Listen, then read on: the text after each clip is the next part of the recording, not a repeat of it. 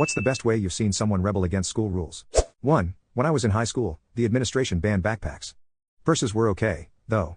One guy shows up to school with a purse. They suspended him for 2 days. The next day, most of the guys showed up with purses, carrying all of their things. They lifted the backpack ban. 2. No hats in school. In high school, junior year, there was this one kid in my grade who was allowed to wear a hat due to having alopecia universalis, which is essentially rapid baldness.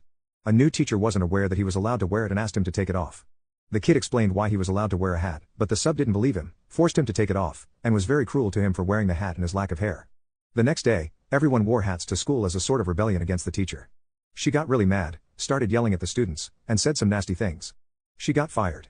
3. I was at a private school that had rules about the length of boys' hair. One guy in particular always ignored the rule, and the administration would tell him to get a haircut every so often, but he never did. Eventually, when his hair got down to his shoulders, the principal pulled him aside and told him his hair was twice the allowed length, and by next week it needed to be shortened by half. Monday rolls around and he comes in with half his head shaved and the other side as long as ever. We were impressed by his literal interpretation of the principal's request, but it still ended with him getting a week's suspension. He had to shave the other side before he could come back. 4. My school made a rule where we had to wear our school IDs.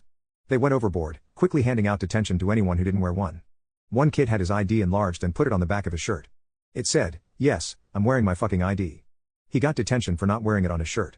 5. On the last day of senior year, we started a food fight at lunch.